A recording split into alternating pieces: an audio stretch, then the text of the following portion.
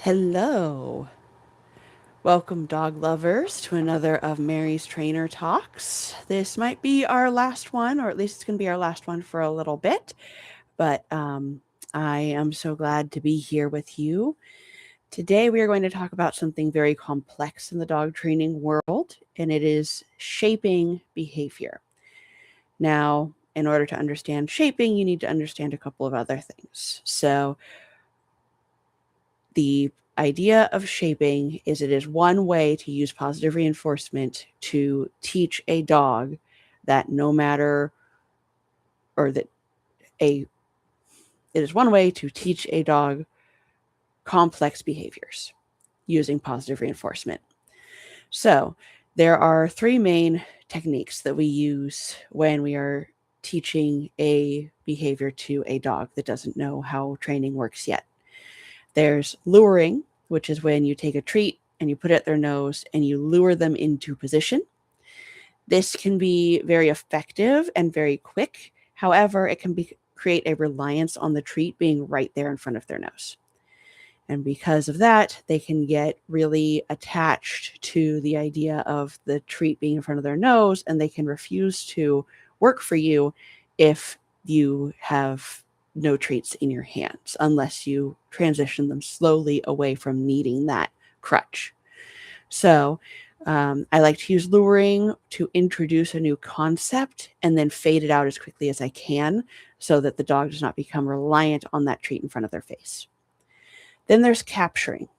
Capturing is when the dog is already doing something that you want them to do, but you want to put it on cue. So, for example, every dog eventually will sit or lay down. So, if you want to teach a dog sit or lay down, and you don't want to use a lure, you can just sit there with treats and observe your dog and wait for those moments when your dog naturally sits or lays down. Mark that with a clicker or a yes or a good or some other marker word to let your dog know they've done something correctly. And then you can toss a treat, they go get the treat, and then they come back and they look at you and they think for a little bit and then they do it again. And then they start doing it intentionally. And then you can add the word sit or down. Pretty soon you have a dog that is doing sit and down on cue, but that requires a lot of patience. And a lot of people don't necessarily have the patience to do that. So the third method that I like to use for my training is shaping. And shaping is best for complex behaviors. So shaping is when you take a complex behavior and you break it down into itty bitty tiny pieces and you train each of those pieces until you get to the point where the dog has understanding of the full behavior and is able to do the whole behavior on one cue. So I'm going to break down one of my typical shaping plans for you so that you can get an idea of what this looks like. So, for example, I'm going to use place. Place to me means go to your bed or mat, lay down, and stay there until I tell you you can get up. It's called a release word. A release word means the dog is now able to get up and walk around and do whatever it wants to do. It is released from the stay. So that's three pretty complex behaviors mixed into one behavior, one giant behavior. Locate the mat, go there on command, or go there on command and lay down on the mat, and then finally stay there until released. Now we have to break down each of those pieces and train each of those pieces separately before we can bring them together. So, down. A lot of people, including me, will use luring for down because it is faster. It is faster. Humans like it better. Dogs, it takes them a little bit longer to learn down from a verbal cue if you use a lure.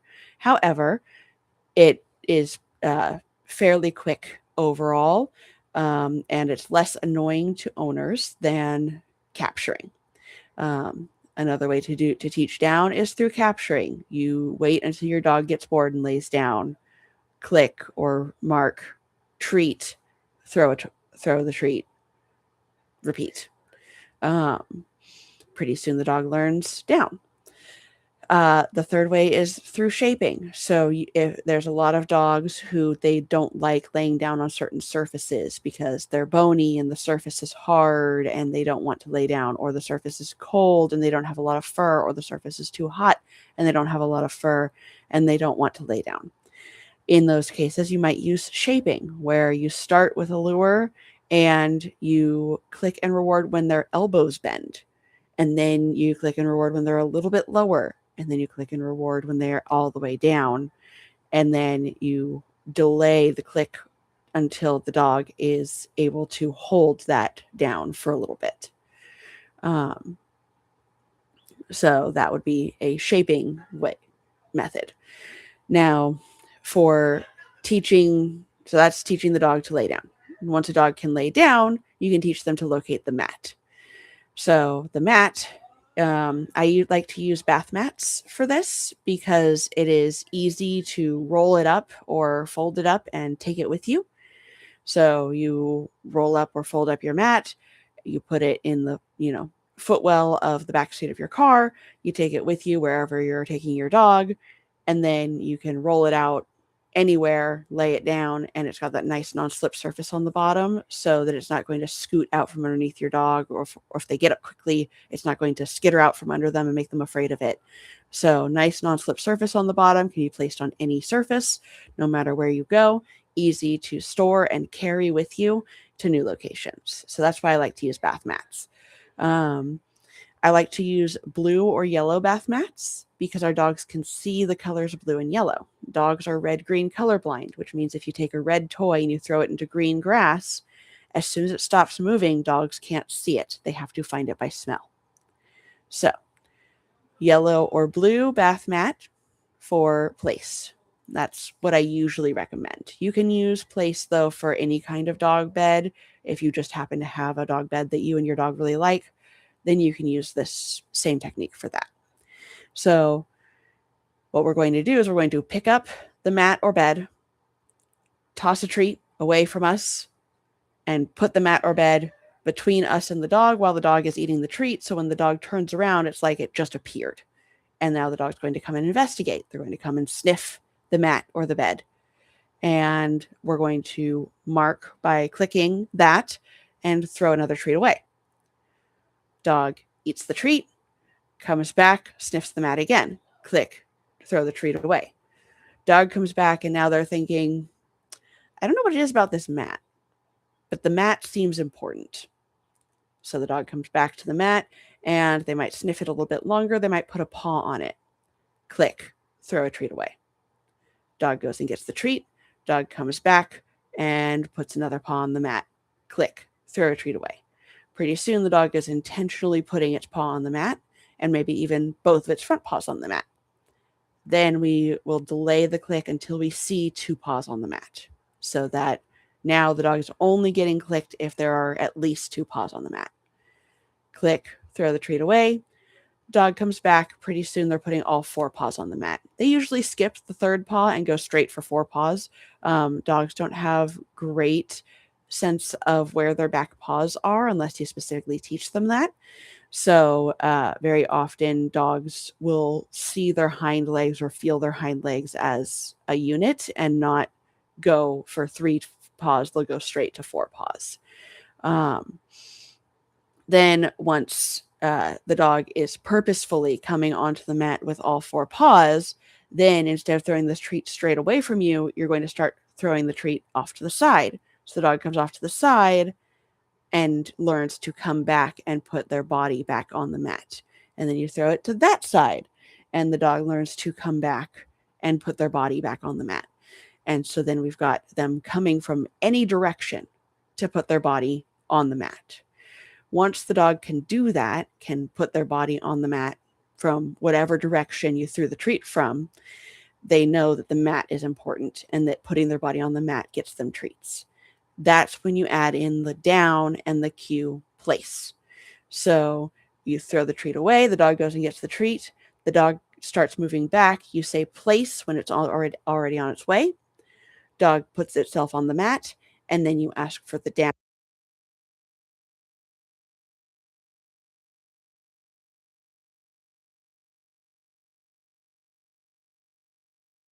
Comes back to the mat after you say place, and then you ask for the down. Dog lays down. Once the dog is laying down, then you click throw a treat away. Dog goes and gets the treat. You say place. The dog comes back to the mat. You say down. Dog lays down. Pretty soon, you say place, and the dog lays down before you have a chance to say the word down. And you've got a dog that is now coming to its mat, laying down, and then you click and you throw the treat away. Now you add the release word.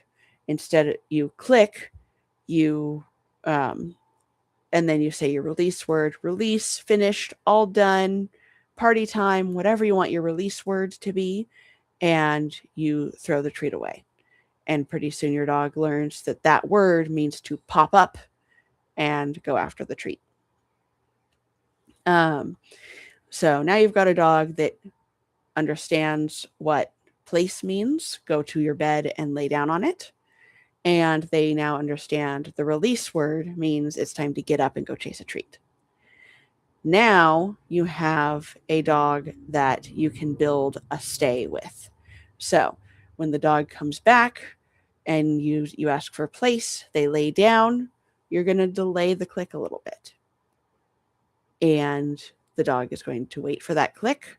You click, you use your release word, and you toss the treat. Pretty soon, the dog is able to hold a down for a good duration. We want to teach stay in 3 stages: duration, distance, and distraction. So we're going to start with duration, getting your dog to hold the down on the mat for a period of time. Once the dog is able to hold down on the mat for at least 3 seconds, we're going to start to add distance. Can you move your feet around without leaving your spot? Just pick up your feet and move them, and your dog stay where they are. If yes, great. Click, put a treat on the mat for your dog, release. Your dog goes after the treat that you throw after the release. Repeat this until you're able to actually move your foot away from the dog, move your whole body away from the dog, take a step away from the dog, and pretty soon you're able to both move away from the dog while they stay on the mat and send your dog to the mat from a distance. Then we teach distractions. Can you stand in front of your dog, ask them for place, and when they're in place, do jumping jacks? Can you bend over and tie your shoes? Can you turn your back on your dog? Can you run in place? Can your kid run through the room? Sorry. Allergies have been bad this week. It's been very windy. Can you bounce a ball and your dog stays on their mat?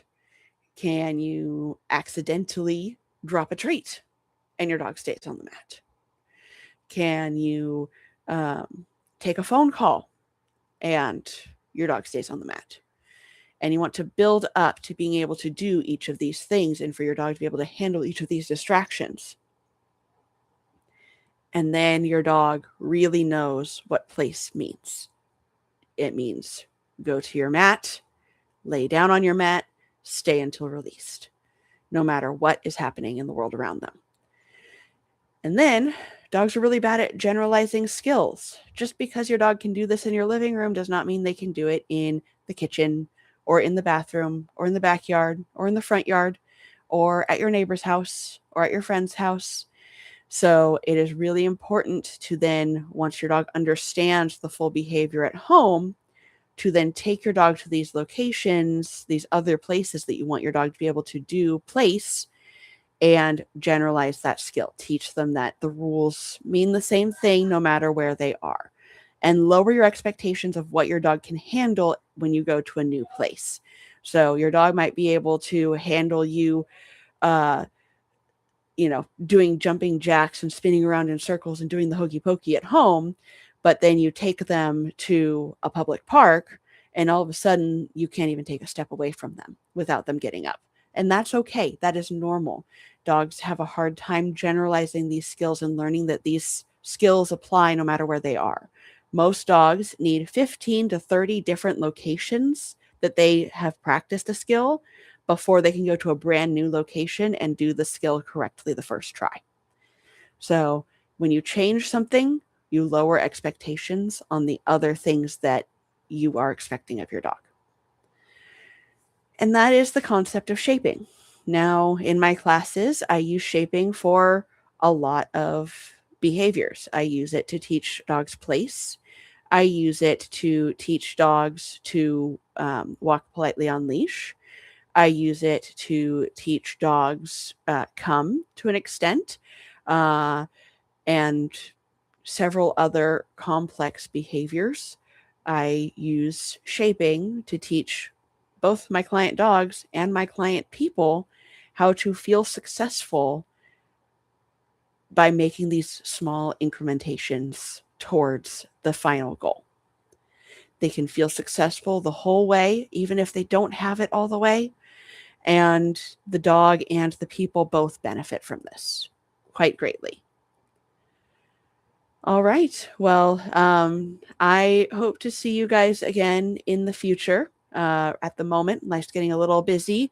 And with July coming up and holidays coming up, there's going to be a bit of a mismatch of schedules. So I'm not going to be able to do this again for a little bit. But I hope to see you guys again in the future. And if you have any questions, please feel free to leave them in the comments down below. And don't forget that you can use code Mary's Angels at freshpatch.com in order to get 10% off your first order of a fresh patch of grass for your dog to learn to go potty on when you're potty training your dog. Again, that is code Mary's Angels at freshpatch.com. And I hope you all have a wonderful day. Make sure to love and respect your dog today. Bye.